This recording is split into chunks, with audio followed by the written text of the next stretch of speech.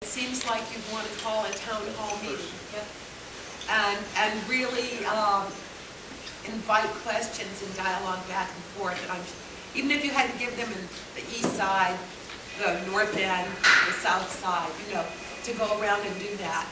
I think that would be a great idea. And I also think if we're going to have a dialogue, we have to be willing to let all sides have an equal time in the mic and let everyone voice their opinions, even if you disagree with them horribly. But I think we're going to move forward. Everyone has to have a chance to speak freely and not be accused of pick an adjective. There has to be something that's very constant and real in the conversation. First off, there's more spaghetti if anybody wants it. So please raise your hand, do not be shy. And there's more ice cream, so if you want more ice cream, don't hesitate.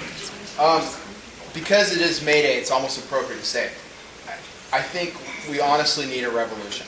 Not in the big picture like guns in the streets and shooting each other, but a revolution in how we think. When we think about education, there was this education bill, and honestly, I can't speak like an expert. I just kind of barely read it. I heard a couple people speak about it. It just seems like it was tweaking the system. Like, let's just add a little bit more training. Let's add a little bit more requirements. Frankly, the WASL just needs to go. We need a whole, we need to do it totally different in America. We got way kids are taught now. We got technology. We got to totally think outside the box. Now think about healthcare. We're on this big thing about healthcare. It's like, well, maybe we can give everybody insurance or something. We just need to totally think differently about this. And everything. I mean, from education, healthcare, how we do business, how unions. I mean, we're going to talk about unions. I mean, here I'm the union guy. But, we're still thinking kind of this 1930s strategy with unions that, okay, let's go organize people and stuff. We got to change. I mean, there's no manufacturing in America. There probably never will be. I mean, maybe we can get some of it back, but we got to think totally differently. I mean, a revolution up here, not here, and that's, I think on May Day, that's how we got to think. And we got to have some politicians that think differently.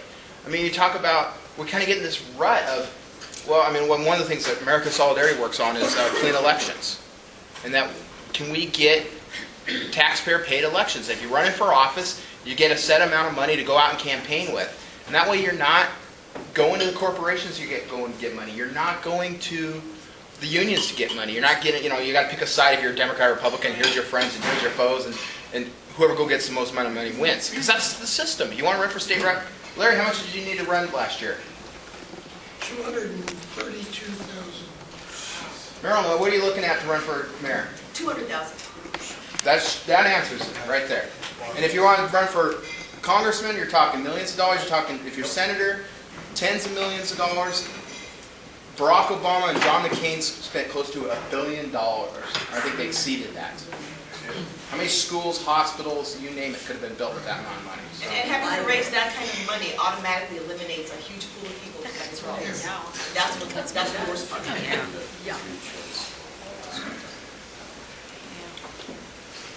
So when do we start? I started yesterday. One of the things to talk about what labor can do is go back to this small business thing. And I saw in somebody's publication some local unions, maybe of ILWU. Obviously you're looking at a port that's shrinking a little bit, and it's going to be 2 or 3 years before you see volumes really start to come back. So there are going to be a lot of drivers and longshoremen who are not working very much. Opportunity to help them start businesses, or maybe start that second job, home business or something. So I think there's a real opportunity for the unions to become incubators for small business, so that as individuals are no longer in that 9-to-5 manufacturing job. We can help reshape the society and keep them in the fold.